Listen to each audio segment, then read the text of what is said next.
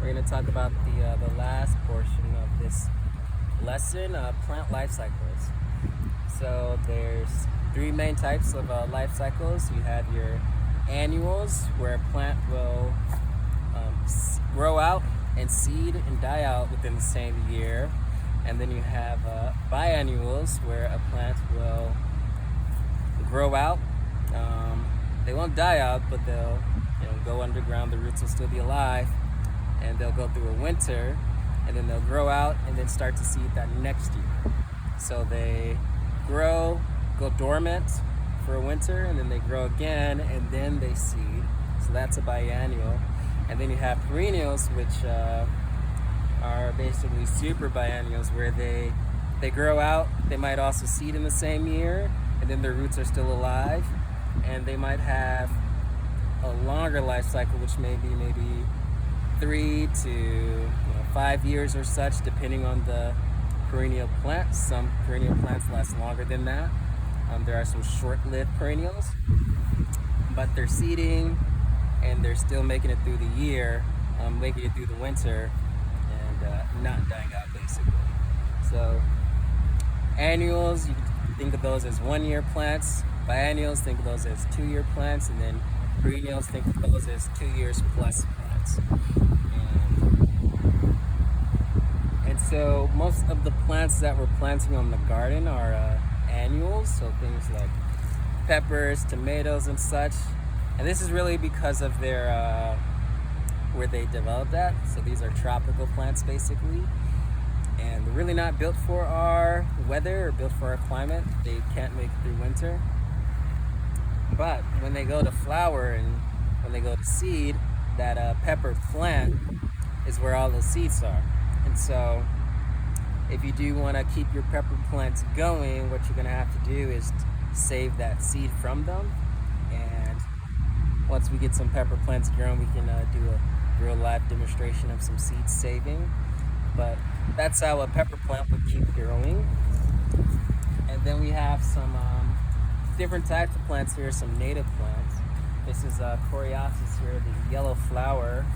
So Coreopsis is a really heavy seeder. So once that flower does what it does, develops, dries out, then you get these seeds here, which are super easy to take out. They're just gonna fall out in your hand, and those are all Coreopsis seeds that I can use next year or even this year.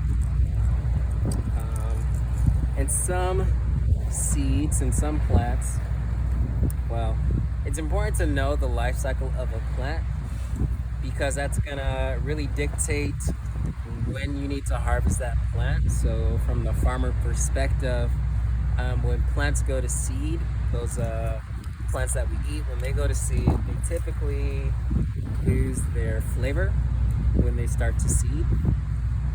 And so let's take, for example, some lettuce, which is an annual, and we have some lettuce in here that's starting to seed inside the greenhouse.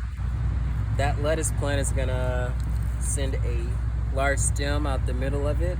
You usually have your het lettuce and such. A stem is gonna grow from the middle of that het lettuce, and the energy is gonna be put into developing those seeds, as the plant should be doing, keeping the life cycle going and such. But for our purposes, for farming, we don't necessarily want that to happen just yet, or we don't want that to happen to every single plant.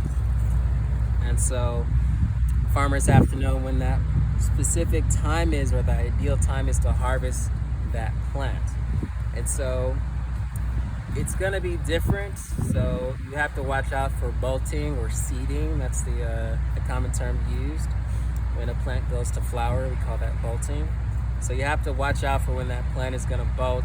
You really have to look out for that with your biennials and your annuals. And it's a little bit different with peppers, because we actually want those plants to go to seed, because we eat those seeds from the pepper plants. The pepper has that fruit that we want. Things like your collards and kale, they don't necessarily fruit because we're eating the leaf on them. But once they go to fruit, it's not as a valuable plant for us. So there are those different nuances that come with growing plants that you have to be on the lookout for.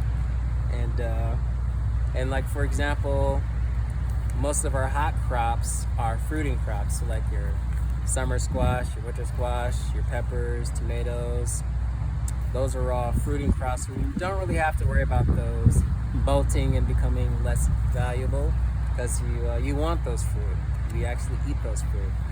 But with things like your carrots, your lettuce, your collards, your kales, you don't want those to bolt quite yet, and typically don't have to worry about that because those are biennials. So next year is when they will flower.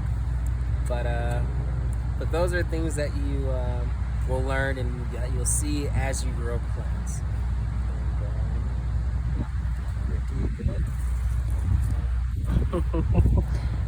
Question for you.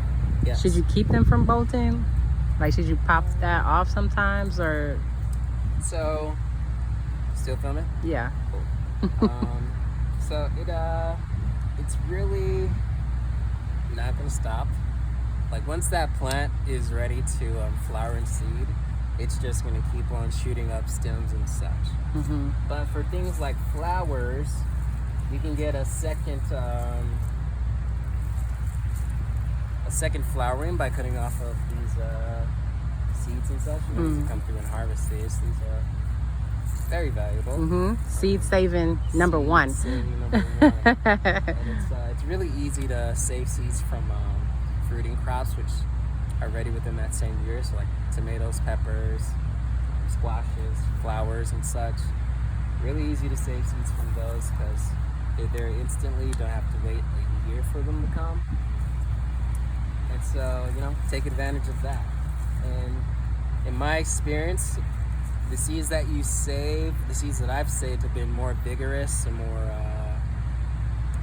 they've had a higher germination rate, meaning that they turn from seed to plant higher than those seeds that I bought from the store or such, especially with the native plants like this. So, do as much seed saving as you can. It's, it's free. It's what the plant is supposed to do. Mm-hmm. And, yeah. All right. Thanks, Akelo. Yeah.